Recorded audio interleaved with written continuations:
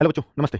कैसे हैं आप सब लोग? उम्मीद है शानदार, जिंदाबाद, जबरदस्त होंगे और आपकी तैयारी बहुत बहुत अच्छी चल रही होगी। अगर मैं यूपी पुलिस कांस्टेबल वाले बच्चों की बात करूं तो इनकी तैयारी वास्तव में एक अच्छे लेवल पर चल रही है। जो सीरियस कैंडिडेट है वो पढ़ाई में लगा पड़ा है। बहुत सारी बातें और भी चल रही हैं साथ साथ, लेकिन आपकी पढ़ाई बिल्कुल भी उन सब के साथ साथ, सबको सुनने के साथ साथ थमनी नहीं चाहिए, क्योंकि आपके पास उतना समय नहीं है कि आप बाकी चीज़ों पर ध्यान दे लें। क्योंकि अगर कहीं और ध्यान जाएगा, ध्यान की एक बड़ी खास बात होती है, अगर वो कहीं और जाएगा तो वो हमारे मुख्य उद्देश्य से जरूर जरूर भटक जाएगा। तो इसलिए आप अपना फोकस अभी सिर्फ एक ही बात पर रखें, 8, 9 और 10 जून। इसके अलावा कोई और दूसरी बात मन में आनी भी नहीं चाहिए। अगर मैं बात करूं बच्चों, तो 8, 9, 10 जून मैं क्यों कह रहा हूं, क्योंकि इन दिनों आपका एग्जाम लगा है और 28,85,000 बच्चे एग्जाम में बैठने हैं। हालांकि पिछली बार ये फॉर्म 48 लाख भरे गए थे, जो इस बार 28 लाख हैं। फिर ऐसे कम क्यों हुए? क्योंकि वैकेंसीज का बड़ा असर होता है बच्चों। 60,000 वैकेंसीज थी तो उसका नाम ही बड़ा होता है, तब बच्चों को लगता है मेरा भी आ जाएगा, मेरा भी आ जाएगा। लेकिन यहाँ 28,85,000 फॉर्म है, जो दर्शाता है कि भाई ठीक है, पिछली बार से वैकेंसीज तो आती हैं पर फॉर्म भी देख लो 20 लाख कम है। पर इससे क्या बहुत खुश होने की? 35 लाख तो पिछली बार बच्चे ही बैठ गए थे एग्जाम में, 28 लाख इस बार सिर्फ फॉर्म है। तो बहुत सारे साथियों ने तो फॉर्म ही नहीं भरा, जबकि एज में छूट इस बार भी मिली है। तो ये अब आप कहो कि इस बात से क्या हमें खुश होना चाहिए कि इस बार कंपटीशन कम है? नहीं, बिल्कुल नहीं होना चाहिए। कि याद रखना एक बात, कि जिन बच्चों का नंबर नहीं आना होता वही फॉर्म नहीं भरते, और जिनको इतनी सी भी उम्मीद होती है ना, वो फॉर्म जरूर भरते हैं। चाहे वैकेंसी 60,000 हो, चाहे 32,000 हो। इन बच्चों ने जो पिछली बार जिन बच्चों के अच्छे, मतलब सोचिए ना कि जिन बच्चों के किनारे पर रहे होंगे या जो अच्छा पेपर करके आए होंगे, क्या वो फॉर्म नहीं भरेगा इस बार? बिल्कुल भरेगा। लेकिन जो बच्चे दूर दूर तक के आसपास नहीं है, वो फॉर्म भरने से चूक जाएंगे। तो इसलिए हमें इस बात से कभी खुश नहीं होना चाहिए कि फॉर्म कम भरे गए हैं, क्योंकि जो जो बच्चा टक्कर पर है, जो बच्चा अच्छी पढ़ाई कर रहा है, वो कभी भी अपने फॉर्म को नहीं छोड़ेगा। और उनसे हमें क्या मतलब? जिन्होंने पढ़ाई नहीं करी, उन्होंने फॉर्म नहीं भरा, तो उससे फिर हम खुश क्यों हों? क्योंकि उनका तो वैसे भी नहीं आना था। वो तो वो वाले थे जो 50 क्वेश्चन मुश्किल से कराएं, 70 क्वेश्चन मुश्किल से कराएं। तो फिर उनके भरने ना भरने से कोई फर्क नहीं पड़ता। अर्थात मैं ये कहना चाहता हूं आपसे कि भैया 60 लाख में वही बच्चे थे, 60,000 भर्ती में वही बच्चे थे, 32,000 में वही बच्चे हैं जिनका नंबर आने वाले बच्चे कितने होते हैं? मुश्किल से 2-3 लाख बच्चे। कंपटीशन सिर्फ 2-3 लाख बच्चों में होता है ऊपर के। तो वो उसमें भी था, वो इसमें भी है। लेकिन अच्छी बात क्या है कि वहां 60,000 बच्चे जो अच्छे थे पढ़ने में, वो लग चुके हैं। 60,000 आपसे ऊपर वाले, सोचो ना, अगर आप पिछली भर्ती में रहे हो तो जाहिर सी बात है कि आप अगर रहे हो तो जो आपसे अच्छे थे पढ़ने में या जिन्होंने अच्छा एग्जाम किया, वो सब लग गए। तो आप अगर अगर आप किनारे पर रहे हो तो अपने आप को फिर तो ये मानो इस बार मैं टॉपर रहूंगा, क्योंकि सारा कंपटीशन रहने वालों में ही तो है। जो 60,000 में नहीं हो पाए वही तो इसमें भाग ले रहे हैं। आप क्यों नहीं है? जिनकी पिछली बार एज नहीं हुई थी वो भी तो आएंगे इस बार। भाई कोई 18 साल से कम का था वो भी तो आ गए होंगे नए, जिसने 12वीं नहीं की थी वो भी तो आ गए होंगे नए। नए बहुत कमाते हैं, है ना बच्चों? नए बहुत कमाते हैं, इसलिए भाई उसकी चिंता मत करो। और नए से आप डरोगे क्यों? नया आते ही इतने ऊपर चढ़ जाएगा? नहीं। तो इसलिए बहुत डरना नहीं है इस कंपटीशन से। आप सोचो सब रहने वाले बच्चे हैं ये, लेकिन जिसने मेहनत करेगा वो आगे निकलेगा। अगर आपने भी की है तो आपको डर कैसा फिर, है ना? चलो, तो रिवीजन का सबसे बढ़िया तरीका क्या है मैं आप लोगों के लिए बताने वाला हूं। मित्र, रिवीजन का सबसे बढ़िया वो तरीका है जो मैं आज आपके सामने लॉन्च करने वाला हूं, वो है गागर में सागर। एकदम फ्री चलने वाली है पूरी यूट्यूब पर, और आप सबको उसका इंतजार है। तो मैं वो सारा शेड्यूल आपको बताने वाला हूं।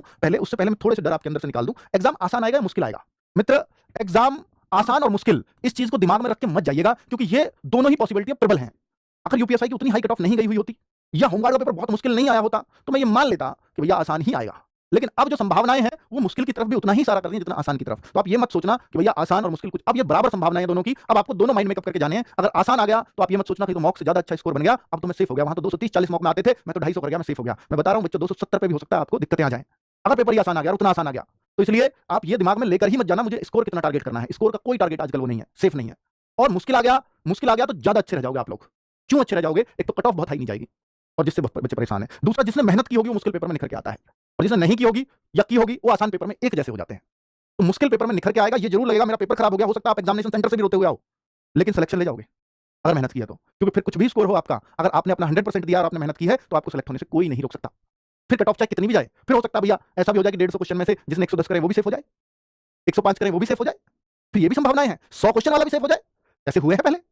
ठीक है, तो लेकिन इस बार नेगेटिव मार्किंग नहीं है, इसलिए बच्चा 100 क्वेश्चन हार्ड पेपर में भी ना 100 क्वेश्चन वाला सेफ होना बड़ा मुश्किल है। और भैया लेखपाल वाला पेपर, एक सोचो ना, एक बच्चे का यूपीएससी में नंबर आ जाता है और लेखपाल में 57 पे अटक जाता है। ऐसे बच्चे, लेखपाल की 92% कट ऑफ को क्लियर कर जाता है, बताओ, और वहां 57% मार्क्स ला पाता है। तो कितना अंतर है, जबकि वो पेपर होमगार्ड का, वो यूपीएससी का। तो सारी संभावनाएं बनती हैं, इसलिए इस बात को दिमाग से निकालो। आसान आएगा तो भी 100% लेके आना, खुशी खुशी में गलत मत कर देना। और मुश्किल आ जाए तो फिर थोड़ा सा सावधानी बरत लेना। बस एक बात का ध्यान देना, एक तो समय पूरा पढ़ना चाहिए। मुश्किल पेपर में हमेशा ये दिक्कत होगी कि समय मैनेज नहीं होता। तो मुश्किल पेपर होगा रीजनिंग के टफ आने से। ठीक है, मुश्किल पेपर ही तब लगेगा आपको जब रीजनिंग टफ आएगी। अगर रीजनिंग टफ आई, रीजनिंग ने परेशान किया, फिर जाहिर सी बात है समय कम पड़ेगा। और अगर समय कम पड़ता है तो बहुत दिक्कतें होती हैं। फिर आपको ध्यान देना है कि रीजनिंग का सबसे ज्यादा स्कोप है इसमें पेपर में, तो आपको स्किप करना आना चाहिए क्वेश्चन। अगर आप स्किप करना सीख गए हैं तो फिर निश्चित तौर पर आप बहुत मुश्किल पेपर में बहुत अच्छा कर जाओगे। तो इसलिए रीजनिंग के क्वेश्चंस को स्किप करने की आदत डालना।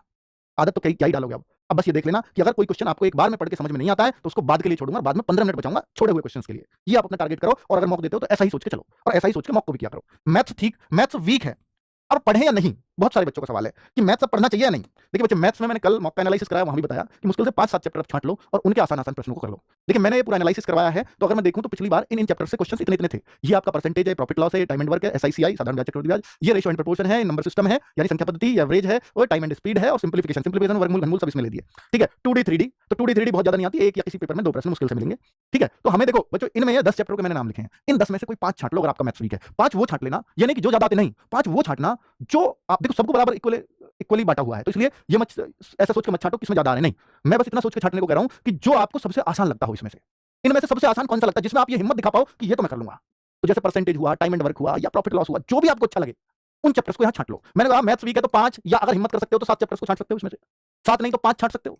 अगर आपने 5 भी छांट लिए, 5 चैप्टर्स कोई से भी, उन 5 को सर हम आसान आसान कैसे ढूंढेंगे उसमें, तो देखिए दीपक सर ने भी मैथ्स पढ़ा रखा है, वहां उनकी वीडियो देख सकते हो। एक मैं हमेशा सजेस्ट करता हूं, हालांकि पढ़ाई हुई 2021-22 की, पर बच्चे सोचते हैं क्या सर वो आज भी उतनी काम किया, भैया मैथ्स नहीं बदलता, आज भी वहीं से आ रहा है। तो जैसे मैंने आपको सूर्य बैच में पढ़ाया बच्चों मैथ्स, मैं नहीं पढ़ाया वो, और बहुत सारे बच्चे इच्छुक भी देख सर आप पढ़ा दो एक बार। मैं उन बच्चों के लिए कह रहा हूं कि 5 चैप्टर्स इनमें से छांट लो, या 6 चैप्टर या 7 अगर कर सकते हो हिम्मत तो 5-7 चैप्टर, उनमें मैंने किसी जैसे टाइम एंड वर्क है 5 वीडियो में कराया है, तो 5 में से पहली 3 देख लो, कहीं 4 कराई है तो 3 देख लो, 2 देख लो, बस उसमें से 3 देख लो वहां भी। और अगर कहीं किसी वीडियो में मैंने 3 ही कराई तो पहली 2 देख लो, तो उनके सबके आसान आसान आपको मिल जाएंगे। आप यकीन मानना अगर मैथ्स 25 का आया तो आप 15-16 क्वेश्चन यूं ही कराओगे इतना करने से। अगर आप इतना कराए तो फिर, और मैथ्स मुश्किल आने के चांसेस भी नहीं लगते। और अगर आप वीक है तो ये फ्री के नंबर है, ले लो भाई। फिर आपको भी आपको क्या मैथ्स को एकदम स्किप करके मेरा सिलेक्शन हो जाएगा, नहीं हो सकता। आजकल कंपटीशन इतना टफ है, कट ऑफ इतनी हाई जाने लगी है, मैथ्स के 50 नंबर छोड़ रहे हो, अगर आप 25 क्वेश्चन छोड़ रहे हो तो आपके लिए तो पेपर फिर 250 का रह गया। अब आप 250 में से कैसे लाओगे 230, 240, जहां जीएस भी हो, कितना मुश्किल हो जाएगा। तो पेपर को अपने लिए 300 का ही बनाओ, है ना। तो मैथ्स वीक है तो ये आप पढ़ सकते हो, अगर कर सकते हो तो बहुत अच्छी बात है। वरना एक चीज अभी जो गागर में सागर में है उसमें रिवीजन का तो मैं बताऊंगा, मैथ्स का रिवीजन लेकर के आने दीपक सर। रीजनिंग में टाइम मैनेज कैसे करें, ये बहुत सारे बच्चों का सवाल हो सकता है और जरूरी भी है। देखो बच्चों, अगर आपका टाइम मैनेजमेंट हो रहा है, हम भी 5 मिनट घटा दिए हैं, 1 घंटा 55 मिनट आपको मौका में मिलते हैं, है ना। 5 मिनट यूपी कांस्टेबल में बढ़े हुए मिलेंगे आपको, 5 मिनट बढ़ाएगा, 2 घंटे 5 मिनट मिलते हैं, एक ओएमआर के नाम पे मिल जाते हैं वो, और वो आएगा नोटिस, उसके लिए आएगा, उसकी चिंता मत करो। तो रीजनिंग में टाइम मैनेज ऐसे करना, जैसे मैंने आपको बोला, अगर पेपर टफ आया तो रीजनिंग टफ आएगी। देखो जीएस मैं क्यों नहीं बोल रहा जीएस टफ आएगी, जीएस टफ आती ही है। जीएस को आप आसान मान के जाओ ही मत यूपी पुलिस को। हिंदी हिंदी में बहुत कुछ टफ करने लायक है नहीं, अगर 30 से बच्चे 30 के आसपास गए तो भी उसको टफ ही मानते हैं, तो इसलिए हिंदी में टफ करने लायक कोई चीज है नहीं। मैथ्स को बहुत टफ करने का अर्थ नजर नहीं आ रहा, क्योंकि वो वैसे भी 17-18 से लेकर 25 क्वेश्चन तक होते हैं। अगर उन्हें टफ करना हुआ तो 50 क्वेश्चन की चीज को करेंगे और बच्चों का टाइम उसमें जाएगा, गड़बड़ करेंगे। तो इसलिए रीजनिंग अगर टफ आए तो फिर एक काम करना, कुछ नए सवाल हो सकते हैं वो, या कुछ सवाल ऐसे लगे आपको यार ये मैं कर तो लूंगा पर इसमें टाइम लगेगा। और रीजनिंग के सारे सवाल ऐसे होते हैं, ऐसा कोई सवाल नहीं है कि जो मैंने आज तक मैं इसे तो कर ही नहीं पाऊंगा, नहीं, कर सभी लेते हैं रीजनिंग को। बात वो है जो टाइम में करे। तो मित्र, अगर कोई आपको नया क्वेश्चन लगे, क्वेश्चन नंबर सीरीज का क्वेश्चन हो, या कोई क्वेश्चन समझ में ना आ रहा हो, उसकी लैंग्वेज बड़ी हो, तो ऐसे क्वेश्चनों को स्किप करना और गोल करके आगे बढ़ जाना। और जब आपका पेपर में कोशिश करना मुझे 15 मिनट पहले खत्म करना है, ऐसे ही मैथ्स में कोशिश करना। तो फिर इन 15 मिनट में आप 10-15 क्वेश्चन भी छोड़े होंगे, कोई टेंशन नहीं है। आप निश्चित तौर पर 10 क्वेश्चन छोड़ें तो 8 क्वेश्चन कर जाओगे, क्योंकि समय का प्रेशर खत्म हो चुका होगा हम पे। हमने पूरा पेपर करके बैठे हैं, ओएमआर भर लेना बाद के 15 मिनट से पहले। अब 15 मिनट सिर्फ इस बात के लिए कि इन पर दिमाग लगाना है मुझे, है ना। तो ये काम आपको करना होगा, तो रीजनिंग आपकी सही हो जाएगी। मतलब स्किप टेक्निक इसमें जरूर अपनानी है, अगर कोई क्वेश्चन ना समझ में आए, होगा वो जरूर, लेकिन लास्ट में होगा। फिर अगर आपने शुरू में करने बैठ गए तो फिर समय कम पड़ जाएगा एग्जाम में, ध्यान देना। और समय कम पड़ते ही चांसेस बहुत कम हो जाते हैं आपके एग्जाम निकलने के। पेपर में धांधली का डर है, कैसे निकालें, बहुत शोर मच रहा है बच्चों, ये हुआ वो हुआ। मैं आपको बता दूं, यूपीएससी में ऐसा कोई सबूत नहीं मिला कहीं कोई धांधली है। बस ये बात है कि स्कोर कार्ड नॉर्मलाइजेशन में कुछ गड़बड़ हुई हो, ये डर सबको है। तो नॉर्मलाइजेशन में क्या गड़बड़ हुई है, यूपीएससी में क्या स्कोर है, उसके लिए आवाज उठा रहे हैं, वो उठती रहेगी। भर्ती बोर्ड को इस पर कुछ क्लैरिफाई करना पड़ेगा, जो अब तक उन्होंने नहीं किया है। इसलिए आप, और इसके लिए आपको बता दूं कि पिछली बार यूपी पुलिस अगर एक बार री एग्जाम हो चुका है, तो जिसका री एग्जाम, जिसका एक पेपर रद्द करना पड़ा हो, तो सरकार पे भी दबाव होता है, सरकार की नाक का सवाल होता है। स्पेशली इस पेपर को तो ज्यादा गौर से कराया जाएगा, यानी बहुत साफ सुथरा कराया जाएगा। इसके लिए आप अपनी सारी चीजें दिमाग से निकालो, सरकार का काम है, प्रशासन का काम है, भर्ती बोर्ड का काम है, और वो साफ सुथरा होगा, ऐसी पूरी उम्मीद है हम लोगों को। ठीक है, तो आप लोग इस चीज को तो दिमाग से अपने से निकालें और अपने एग्जाम पे फोकस करें, है ना। चलिए अब मैं गागर में सागर सीरीज के बारे में आपको बताता हूँ। मित्र, ये गागर में सागर सीरीज है, और हमने क्या किया है इस बार, मैथ्स की 2 क्लास लगाई है, क्योंकि हमने लगा कि 12 घंटे में अगर मैथ्स हम एक मैराथन ले लें तो बच्चों के लिए कितनी टफ हो जाती होगी। तो उसको सोच के हमने, देखो दीपक सर की जो 2 जून और 3 जून अलग अलग दिन में लगाई है, 6-6 घंटे की, ताकि बच्चा कवर कर सके। बच्चों 27, सोचो जिस चीज का मान लीजिए भाई रीजनिंग सबसे ज्यादा वेटेज है, 1/3 वेटेज अकेली रीजनिंग का है, 33% वेटेज इस पेपर में, तो रीजनिंग को सबसे पहले लगवा दिया, भैया प्रैक्टिस का विषय है। और संदीप सर आपके आ रहे हैं, आपके फेवरेट गुरुजी, 12 घंटे से पहले आपको छोड़ने वाले हैं नहीं। तो पहले दिन की शुरुआत तो थकाऊ थोड़ी सी होगी, पर संदीप सर के साथ तो इसलिए वो थकने नहीं देते, ये उनकी खास बात है। हम शुरू करने जा रहे हैं 27 से, यानी परसों से सुबह 9 बजे से। ठीक है, फिर सोनवीर सर इतना मस्त तरीके से पढ़ाते हैं, इसमें कोई डाउट ही नहीं है। 28 तारीख को सुबह 9 बजे स्पेशल टॉपिक्स की क्लास लगवा दी है। ये इसलिए लगवा दी शुरुआत में क्योंकि भाई बच्चों को ये टॉपिक में ही थोड़ा सा बार-बार रिवीजन करने का समय मिल जाए। बच्चों, गागर में सागर सीरीज है क्या वैसे? आप सबको मालूम है कि गागर में सागर रिवीजन के लिए सबसे बेस्ट है अंतिम समय में। आप कहो कि सर कैसे बेस्ट है? भाई देखो, आप खुद भी रिवीजन ही करना चाहोगे इस टाइम पे, हमारे टीचर भी रिवीजन ही करवा रहे हैं, तो अब आप जो इंपॉर्टेंट छांटने में अपना समय लगाओगे, और शायद तब भी नहीं पहुंच पाओगे वहां तक, क्योंकि ये टीचर्स उसी दिन से बस यही देख रहे हैं कि क्या भर्ती बोर्ड का पैटर्न हो सकता है, यूपीएससी में कैसा पेपर आया, यहाँ पर होमगार्ड में कैसा दिया, पिछले साल यूपी कांस्टेबल में कैसा, एकदम से कितना चेंज आ सकता है, नेगेटिव मार्किंग नहीं तो क्या इंपैक्ट आ सकता है। तो वो सारे फैक्टर्स को कंसीडर करेंगे इसमें, और कोशिश करेंगे कुछ ऐसा निकल के आए कि यहाँ से कुछ क्वेश्चन मिले। ठीक है, अब ये बात भर्ती बोर्ड ने सुन ली तो अब तो कुछ कर भी नहीं पाएंगे कि अब इनके में से नहीं मिलवाना, क्यों नहीं कर पाएंगे, पेपर तो जो बन गया होगा वो बन गया होगा, है ना। अब थोड़ी ना चेंज कर देंगे, ठीक है, तो इसलिए सुन लें दो। और हिंदी की बात करते हैं तो आपके प्रिय राम सर 29 तारीख को हिंदी की गागर में सागर ले रहे होंगे सुबह 9 बजे, और 30 मई को ये लॉजिकल रीजनिंग को भी 2 पार्ट में तोड़ दिया भैया संदीप सर ने। ये कह रहे हैं कि ये तो बड़ी होगी और ये मात्र 2 घंटे की क्लास है, इसलिए सुबह 7 बजे लगाई है। ठीक है, क्योंकि लॉजिकल रीजनिंग का बच्चा डरा हुआ है, तो इसकी क्लास इन्होंने अलग से लगा दिया है। 30 मई को ही केसपाल सर यूपी जीके की लगा रहे होंगे, हर दिन एक ही क्लास है आपकी। 31 मई को स्टैटिक जीके, हाँ कुछ जीके की हमने कर दी 2-2 क्लास, क्योंकि वो थोड़ी छोटी होती हैं, तो स्टैटिक जीके का भी अच्छा खासा रोल यूपी पुलिस में रहता है, तो सोनवीर सर वहां भी हाजिर हैं। फिजिक्स की क्लास, साइंस का रोल जितना भी रहेगा, तो ये क्लास थोड़ी छोटी रहेगी 31 मई, क्योंकि इसका थोड़ा रोल कम होता है, तो ये शाम को 4 बजे होगी 31 तारीख को। ठीक है, वहीं 1 तारीख को पॉलिटी चल रही होगी सुबह 9 बजे, 1 तारीख को शाम को 4 बजे इकोनॉमिक्स। सुबह वाली क्लास 9 बजे से है, शाम वाली 4 बजे से है। ये तो है ही दीपक सर की दोनों दिन 2 जून और 3 जून। 2 जून को मानसिक अभिरुचि की भी एक क्लास लगाएंगे, हालांकि इसके चांस कम है क्योंकि इस बार सिलेबस में कुछ नहीं दिया है इसके बारे में, बस ऊपर हेडिंग में लिख दिया है, तो फिर इसकी एक क्लास जरूर लगवा देते हैं बच्चों, है ना।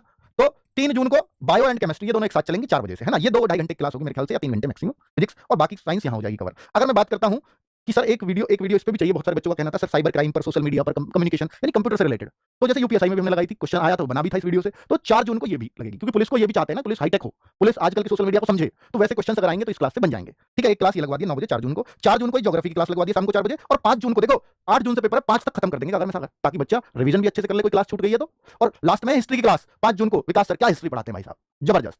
ठीक है, तो 9 बजे से है, और 6 जून और 7 जून को हम आपको फ्री रखेंगे। 6-7 जून में बस हम आपका एक फुली मॉक कराएंगे कि रिवीजन के तौर पर, कि रिवीजन हो गया है तो लाइव मॉक कराएंगे सारे टीचर आकर के, और देखेंगे 150 में से आप कितने नंबर ला पाते हो। तो हम 6 और 7 में ये काम कर लेंगे। ठीक है, तो आपके पीडीएफ वगैरह इन सब की प्रोवाइड कराई जाएगी, सब एप्लीकेशन पर फ्री ऑफ कॉस्ट होगा, जो भी इससे रिलेटेड मैटर होगा, या यूट्यूब पर फ्री ऑफ कॉस्ट होंगी। ठीक है, तो सारी क्लासेस के बारे में मैंने आपको बता दिया है। ठीक है, क्लियर है। और क्या करंट अफेयर्स रह गई है? अरे करंट अफेयर्स कैसे रह गई भाई? हाँ, करंट अफेयर्स रह गई है, तो उन्होंने शायद अलग से चला रहे हैं वो सीरीज, करंट अफेयर्स की सीरीज तो अलग से चल रही है। पर चलो, अगर गागर में सागर में भी चाहते हो तो फिर मैं 6 तारीख को लगवा दूंगा इसको, जरूरत पड़ती है तो, या और पहले कहीं जगह होगी तो करवा देंगे। ठीक है, चलो, और तो कुछ दिक्कत नहीं। हाँ, यूपीजीके का जो करंट अफेयर्स होगा वो इसी गागर में सागर में मैराथन में हो जाएगा, यूपीजीके का करंट अफेयर्स। क्लियर? ठीक है बच्चों, थैंक यू वेरी मच, नमस्ते।